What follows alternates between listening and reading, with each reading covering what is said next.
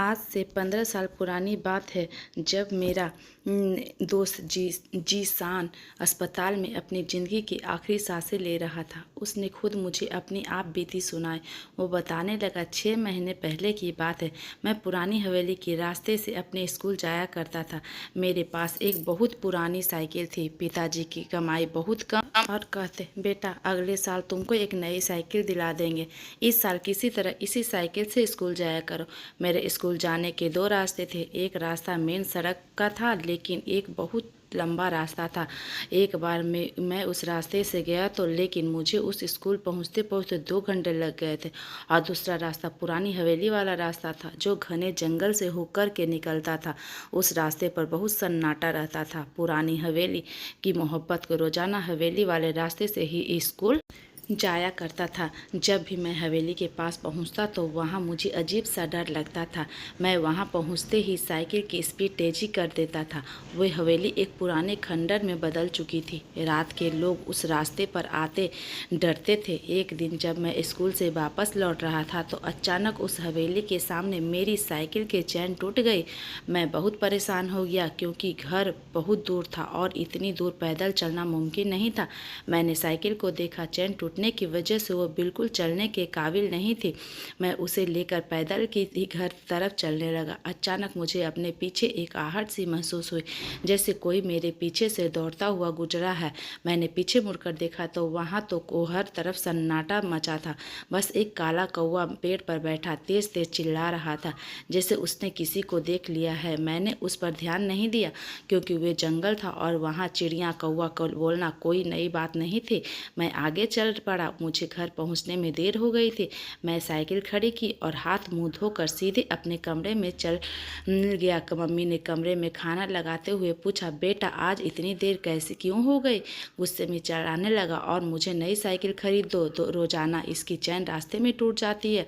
मैं इतनी दूर इस पैदल घसीट कर लाया हूँ। मम्मी ने कहा, ठीक है बेटा, मैं तुम्हारे पापा से बात करती हूँ, तुम परेशान न हो, लो खाना खा लो। एक दिन की बात है, जब मैं स्कूल से वापस आ रहा था तो उसी हवेली के सामने रास्ते पर मुझे एक गुलाब का फूल पड़ा मिला। वो गुलाब एक कागज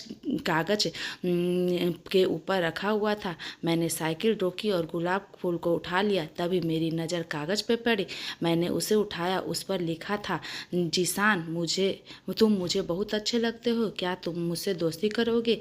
यह देखकर मैं बड़ा हैरान हुआ कि ऐसे मुझे रास्ते पे कौन ये लेटर दे सकता है। यहाँ तो दूर दूर तक सन्नाटा मचा हुआ था। मैंने वो लेटर और गुलाब अपने साथ लिया और घर की तरफ चल दिया।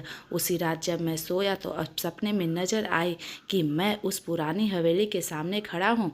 उस हवेली के अंदर से एक औरत बाहर आई। उसकी शक्ल बहुत डरावनी थी।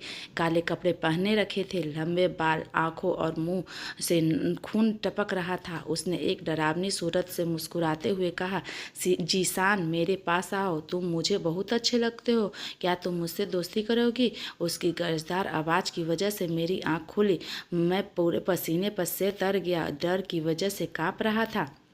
मैं तेजी से उठा और अलमारी से वो लेटर निकाला जो दोपहर में मुझे उस हवेली के सामने मिला था। मैंने लेटर खोलकर पढ़ा। उसमें वही बातें लिखी थी जो अभी ख्वाब में डरावनी औरत कह रही थी। अब मुझे पुरानी हवेली से और ज़्यादा डर लगने लगा था। सुबह उस हवेली के रास्ते जाने की हिम्मत नहीं हुई और पक्की सड़क से स्कूल की तरफ चल दिया। लेकिन स्कूल पहुँचते पहुँचते 2 घंटे लग गए थे। मुझे काफ़ी देर हो गई। पुरानी साइकिल इतनी दूर चलने की वजह से मेरे पूरे जिस्म में दर्द हो रहा था और साथ ही साथ अपने पर स्कूल के टीचर ने मुझे बहुत डांटा। मैंने किसी को कुछ भी नहीं बताया था। जब दोपहर स्कूल से छुट्टी हुई, मैं साइकिल लिए स्कूल के बाहर खड़ा था और सोच रहा था कि किस रास्ते से अपने घर जाऊं। सड़क वाला रास्ता बहुत लंबा था। उधर जाने की मेरी हिम्मत नहीं हो रही थी, क्योंकि मेरे पूरे जिस्म में दर्द हो रहा था। आखिर मैंने अपने दिल को मजबूत किया और उसी हवेली के रास्ते पर निकल पड़ा। आज मेरे साथ जो हुआ उसके बारे में मैंने कभी सोचा भी नहीं था। अभी थोड़ी दूर ही चला था कि मुझे दूर से एक लड़की रास्ते पर न चलती नजर आई। उसने काले कपड़े पहन रखे थे। वे धीरे धीरे रास्ते पर चलती जा रहे थे। मेरे दिल में ख्याल आया कि ये चुड़ैल होगी, क्योंकि आज तक मैंने उस रास्ते पर कभी किसी लड़की को नहीं देखा। चलते चलते हुए लड़की हवेली की तरफ मुड़ गई। मैं साइकिल से आगे बढ़ा। मैंने देखा वह धीरे धीरे हवेली के अंदर चली गई। मैं बड़ा हैरान था कि आखिर इस हवेली में कौन रहता है। मैं साइकिल चलाता हुआ घर की तरफ जा रहा था और इसी सोच में मग्न, वो लड़की कौन थी, वो हवेली में क्यों गई। जब रात मैं अपने बिस्तर पर सो रहा था तो मेरे सर के नीचे से तकिया बार बार खिसक रहा था। मैं नींद से तकिए को खींचकर सर के नीचे करता, लेकिन वो फिर खिसक जाता। अचानक मुझे किसी ने तेजी से पकड़कर हिलाया। जीशान उठो, मुझे बात करो। कानों में ये आवाज़ पड़ते मेरी आंखें खुल गई। फिर जो मैंने देखा वो मेरी चीखें निकल पड़ी। मुझे दो लाल लाल आंखें वाली तैरती हुई नजर आई। मैं बहुत तेज़ चिल्लाया और बेड के नीचे गिर पड़ा। मैं इतनी तेज़ चिल्लाया था कि सारे घर वाले उठकर मेरे कमरे में आ गए थे। सब पूछने लगे, जीशान क्या हुआ। मैं कमरे के कोने में सिमट कर बैठा हुआ था। मम्मी ने मुझे गले लगाते हुए कहा कि मैं 2-3 दिनों से अपने बच्चे को कुछ परेशान देख रही हूँ। मेरे बच्चे, तुमको क्या हो गया है। मैं तुम्हारी माँ हूँ, मुझे बताओ अभी कमरे में तुम्हारे साथ क्या हुआ था। मुझे मालूम है कि तुम्हारे साथ कुछ बुरा हो रहा है। मैंने कहा, कुछ नहीं मम्मी, एक डरावना ख्याल देखा था इसलिए चिल्लाया था। मैंने अपने घर वालों को कुछ नहीं बताया कि कहीं मेरे साथ उन पर कोई मुसीबत न आ जाए, क्योंकि मैं समझ चुका था कि जिन्नतों का मामला है जो मुझे परेशान कर रही है। मैंने मम्मी से कहा कि आप मेरे साथ कमरे में लेट जाओ, मुझे डर लग रहा है। मम्मी मेरे साथ कमरे में लेट गई। मम्मी मेरे बालों पे हाथ फेरती रही। फिर मुझे कब नींद आ गई मुझे पता भी नहीं। अगले दिन जब मैं स्कूल जाते हुए उस हवेली के पास पहुंचा तो मैंने हवेली के सामने साइकिल रोकी। और खड़े होकर दूर से हवेली को देखने लगा कि आखिर इस हवेली में क्या है। कोई तो ऐसी चीज़ है हवेली में ज़रूर जो मुझे परेशान कर रही। मैंने उससे कहा, क्या बिगाड़ा है। मैं खड़ा यही सोच रहा था कि अचानक मुझे हवेली के अंदर से एक लड़की बाहर आती नजर आई। मैंने साइकिल तेज़ी से भगाई। थोड़ी देर दूर जाकर पीछे मुड़कर देखा तो वो लड़की अभी भी चलते हुए मेरी तरफ ही आ रही थी। मैं साइकिल भगाता हुआ स्कूल पहुंचा। मैं सोच पड़ा कि आखिर वो लड़की कौन है, कहीं वो चुड़ैल तो नहीं। जब स्कूल में लंच हुआ तो मैं अपना लंच का खाना लेकर ग्राउंड में जा बैठा। मैं उसी हवेली वाली लड़की के बारे में सोच रहा था। उस वक्त मेरी आंखें फटी की फटी रह गई जब मैंने देखा कि सामने से वही हवेली वाली लड़की चलती हुई ग्राउंड की तरफ आ रही थी। वह मुझे थोड़ी ही दूर आकर बैठ गई। उसने हमारे ही स्कूल का यूनिफॉर्म पहन रखा था। उसने ग्राउंड में बैठते हुए खाने का डब्बा खोला और उसमें से कुछ खाने लगे। मैं उठकर तेज़ी से उसके पास गया। उसके सामने खड़े होकर फटी फटी नज़रों से उसे देखने लगा। जिसे मैं चुड़ैल समझ रहा था वो एक बहुत खूबसूरत लड़की थी और हमारे स्कूल के गर्ल ब्रांच में पढ़ती थी। उसने मेरी तरफ देखते हुए पूछा, क्या चाहिए, तुम जंगल की पुरानी हवेली में रहती हो। मैंने हकलाते हुए उससे पूछा। उसने मुझे छूकर देखा और कहा, हाँ लेकिन क्यों। मैंने कहा, कुछ नहीं, क्योंकि मैं रोज़ाना आपको उधर से ही आता हुआ। उसने रुक हकलाते हुए अच्छा कहा और मुंह झुकाकर लंच में बिजी हो गया। मैं उससे पास से वापस चला गया क्योंकि मुझे महसूस हो गया था कि वे मुझसे ज़्यादा बात नहीं करना चाहते थे। दोपहर में उसी जंगल के रास्ते घर वापस जा रहा था तो मुझे दूर वही लड़की रास्ते पे बैठी नजर आई। जब मैं पास पहुंचा तो देखा वो मीटिंग कर रही थी। मैंने जल्दी से बैग से बोतल निकाली और उसकी तरफ बढ़ा दी। उसने शुक्रिया कहते हुए बोतल ली और 1-2 घूंट पानी पीकर मुझसे कहा, आप मुझे हवेली तक छोड़ देंगे, मेरी तबीयत ठीक नहीं है। वो मेरा बैग पकड़कर साइकिल पर पीछे बैठ गई। मैं साइकिल चला तो रहा था लेकिन बहुत डर रहा था। धीरे धीरे मैं हवेली के पास पहुंच गया। उसने कहा, बस यहीं रोक दो। वो उतरी और तेज़ी से हवेली के तरफ चल दी। मैं खड़ा होकर उसे देख रहा था। वो बहुत खूबसूरत थी। अगले दिन मैं हवेली के पास साइकिल लेकर बहुत देर तक खड़ा रहा और उसका इंतज़ार कर रहा था, लेकिन वो न आई। मैं पूरा दिन उसका इंतज़ार करता रहा। उस दिन मैं स्कूल नहीं गया और दोपहर में वापस घर लौटा। मैं उसकी खूबसूरत आँखों भुला नहीं पा रहा था। शायद मुझे उससे कुछ बहुत मोहब्बत हो गई थी। अगले दिन सुबह मैं फिर से साइकिल लेकर हवेली पहुंच गया, लेकिन आज भी बहुत ज़्यादा इंतज़ार करने के बाद वो नहीं आई। मैंने सोचा कि हवेली के अंदर जाकर देखूं, लेकिन मुझे फिर भी वही डरावना ख्याल याद आ गया और मेरे चलते कदम रुक गए। मैं मायूस होकर स्कूल की तरफ जाने लगा। जब दोपहर की छुट्टी हुई और मैं घर वापस लौट रहा था तो अचानक मुझे वही लड़की रास्ते में वापस जाते हुए मिली। उसे देखकर मैं साइकिल तेज कदमों से चलाने लगा और उसके पास पहुंचकर रफ्तार धीरे कर ली और थोड़ा सा आगे जाकर साइकिल रोक कर खड़ा हो गया। ये इस बात का इशारा था कि वो मेरे साथ साइकिल पर बैठ सकती है। वो वापस आई और बैग पकड़कर साइकिल पर पीछे बैठ गई। खामोश ही रही, लेकिन थोड़ी देर के बाद उसने खामोशी तोड़ते हुए मुझसे पूछा, तुम्हारा नाम जीशान है? उसकी इस बात से मुझे एक झटका सा लगा। मैंने कहा, हाँ, लेकिन तुमको कैसे पता? उसने जवाब दिया, मैंने अभी आपकी नोटबुक खोल कर देखी है। उसमें आपने बहुत कुछ लिखा था। मैंने पीछे मुड़कर देखा, वह मुस्कुरा रही थी। मेरी नोटबुक उसके हाथ में थी। मैं पुरानी हवेली के पास पहुंच चुका था। वह उतरी और हवेली की तरफ जाने लगी। मैंने उसे पुकार कर पूछा, तुम्हारा नाम क्या है? उसने मुस्कुराते हुए जवाब दिया, अनीता। एक ही मुलाकात में मैं अनीता से बहुत मोहब्बत करने लगा था, क्योंकि वह बहुत ज़्यादा खूबसूरत थी। मैं रात को लेटा उसी के बारे में सोच रहा था। रोज़ाना हमारी आते जाते इसी तरह मुलाकात होती थी। हम लोग ढेर सारी बातें करते थे। एक दिन मुझे अनीता हवेली के अंदर ले गए और सामने पड़ी एक पुरानी बेंच पर बिठाकर वो मेरी गोद में बैठ गए। मैंने उससे पूछा कि तुम इस हवेली में रहती हो? उसने कहा, नहीं, इस हवेली के पीछे एक रास्ता मेरे गांव को जाता है, मैं वहां रहती हूं। हम दोनों वहीं बैठे मोहब्बत भरी बातें कर रहे थे। बातों बातों में मैंने अनीता को गाल पर चूमते हुए पूछा कि हम अपनी इस पहली मोहब्बत को क्या नाम देंगे? अनीता थोड़ी देर सोच रही और फिर उसने जवाब दिया, जीशान, हम लोग रोज़ाना इसी हवेली में मिलते हैं, इसलिए हम अपनी इस मोहब्बत को इसी हवेली का नाम देंगे। मतलब?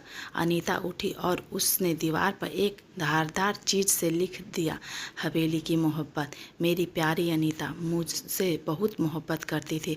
मैं भी उसके दिलों के जान से चाहता था। एक दिन की बात है, मैं घर में रात को लेटा उसी के बारे में सोच रहा था कि अचानक मेरे कमरे का दरवाज़ा खुला और वही डरावनी आत्मा जिसको मैंने पुराने हवेली वाले ख्वाब में देखा था, मेरे कमरे के अंदर आई।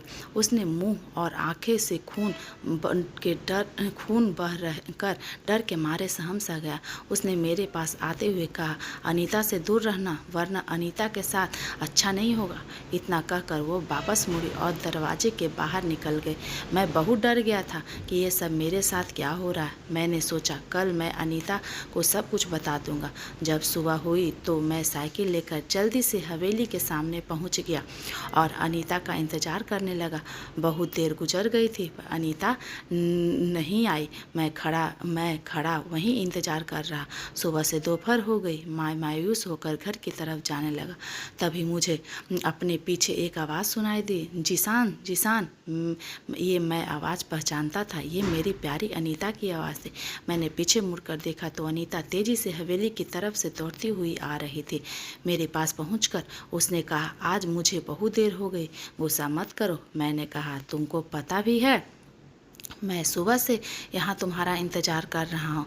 उसने कहा, मेरे पिताजी की तबीयत बहुत ख़राब थी, इसलिए मैं नहीं आ सके। प्लीज़ गुस्सा थूक दो, अब तुम्हारी अनीता आ चुकी है। एक बार मेरे लिए मुस्कुरा दो प्लीज़ मेरी जान। मैंने मुस्कुराते हुए उसके गाल पर चूमा और उसके गले से लगाकर छलकते आंसुओं से कहने लगा, अनीता, मैं तुमको कुछ बताना चाहता हूँ।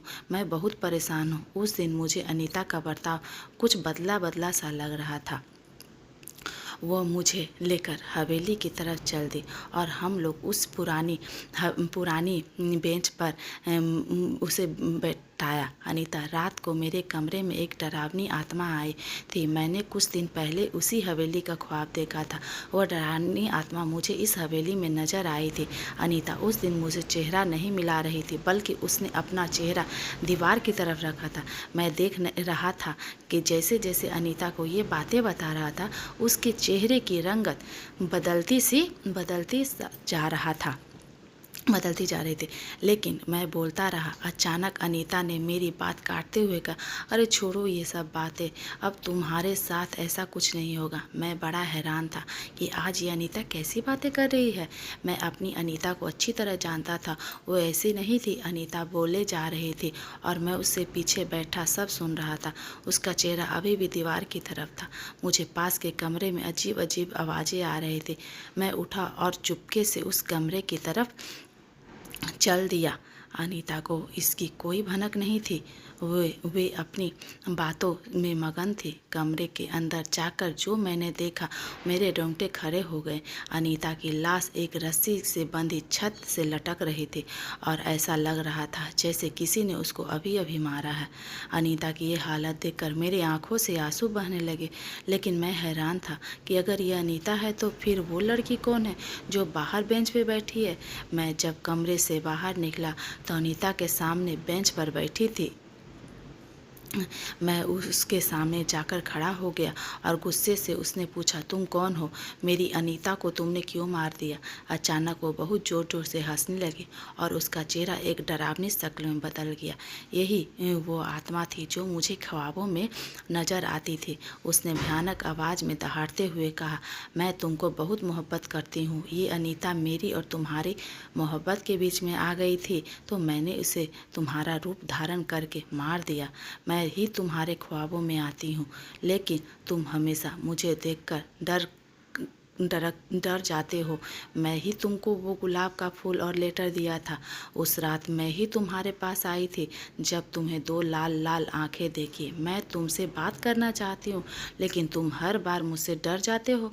मैं तुम्हें बहुत मोहब्बत करती हूँ, आओ मेरे पास आओ। मैं ज़मीन पर घुटने टेक कर बैठ गया और ज़ोर ज़ोर से रोने लगा। क्यों मारा तुमने मेरी अनीता को? उसने तुम्हारा क्या बिगाड़ा था? मैं ज़ोर ज़ोर से ज़मीन पर हाथ मारने लगा। ज़मीन पर पड़े कांच के टुकड़े मेरे हाथों से खून बहने लगा। उस जिन्न औरत ने मेरी तरफ बढ़ते हुए कहा, जीशान, तुम्हें चोट लगी है? मैंने कहा, वहीं रुक जाओ, आगे आने की ज़रूरत नहीं है। मैं ये कहते हुए उठा और हवेली से बाहर जाने लगा और मैं उससे कह रहा था कि मैं अपनी अनीता का बदला तुमसे ज़रूर लूँगा, मैं तुम्हें नहीं छोड़ूंगा। मैं एक मौलवी साहब उससे मिला और उससे पूछा कि किसी जिन्न को मारना हो तो क्या करना पड़ेगा। उन्होंने मुझे एक तरीका बताया और कहा, बेटा ये बहुत ज़्यादा खतरे वाला काम है। मैंने कहा, कोई नहीं, आपका बहुत बहुत शुक्रिया। मैं पूरी रात बैठकर वह चीज़ें सीखता रहा और सुबह हवेली पहुंच गया। उसने पुरानी बेंच पर वही जिन्न औरत अनीता के शक्ल में बैठी थी। मुझे देखकर कहने लगी, जीशान, मुझे पता था तुम ज़रूर आओगे। मैंने वे चीज़ें पढ़ना शुरू कर दी और वे जिन्न औरत तड़पने लगी। वे चीख चीख कर मुझे कह रही थी कि मुझे छोड़ दो, मुझे छोड़ दो, मुझे मत मारो। मैं पढ़ता गया। थोड़ी देर बाद वो पूरी तरह जलकर राख हो गई, ख़त्म हो गई। उसके बदबू पूरी हवेली में फैल गई थी। मैं उस कमरे की तरफ गया जिसमें उस चुड़ैल ने मेरी प्यारी अनीता को तड़पा तड़पा कर मारा था। मैं उसकी लाश से लिपट कर रो रहा था। मुझे उसका साइकिल पर पीछे बैठना और हंस हंस कर मुझसे मजाक करना याद आ रहा था। मेरी अनीता मुझे छोड़कर जा चुकी थी। मैं उठकर बाहर आया तो मुझे बाहर दीवार पर अनीता के हाथों से लिखी तहदीर नज़र आई। हवेली की मोहब्बत, जिसे मेरी अनीता ने बड़े प्यार से लिखा था। मैं उसे देखकर बहुत ज़ोर ज़ोर से रोने लगा और वहीं बेहोश होकर गिर पड़ा। जब मुझे होश आया तो मैं खुद को अस्पताल में पाया। मेरे मम्मी पापा और बहन मेरे आस पास खड़े थे। जीशान अपनी कहानी सुना रहा था और मैं उसके पास बैठा गौर से उसकी बातें सुन रहा था। थोड़ी देर बाद जीशान ने मुस्कुराते हुए मेरी तरफ देखा और कहा, संदीप भाई, मैं तुमको एक राज की बात बताने बताने जा रहा हूँ। सुबह मुझे मेरी प्यारी अनीता नज़र आई थी। वे मुझसे कह रही थी कि जीशान, मुझे यहाँ तुम्हारे बगैर बिल्कुल अच्छा नहीं लगता, तुम मेरे पास आ जाओ। मैंने उससे कहा था, मेरी प्यारी अनीता, मैं आज भी तुम्हारे पास आ जाऊँगा। मैंने जीशान की इस आखिरी बात पर ज़्यादा ध्यान नहीं दिया और उसके सिर पे हाथ फेरते हुए कहा, दोस्त तुम परेशान न हो, सब ठीक हो जाएगा। मैंने उससे कहा, यार तुम थोड़ा कुछ ज़रूरी काम से जाना है, मैं जल्दी ही वो काम पूरा करके हम वापस आ जाऊंगा। इतना कहकर मैं वापस चला गया। शाम को मुझे जीशान की बहन का फ़ोन आया और बहुत तेज़ से रो रही थी। वह कह रही थी, संदीप भाई, जीशान हम सबको छोड़कर चले गए। मैं जल्दी से अस्पताल पहुंचा तो देखा जीशान मर चुका था। उसके सीने पे वही 2 कंगन रखे हुए थे जिसको दिखाकर उसने मुझे कहा था, ये मेरी प्यारी अनीता के कंगन है। प्लीज़ अगर आपको हमारा वीडियो पसंद आया तो प्लीज़ वीडियो को लाइक एंड सब्सक्राइब करें।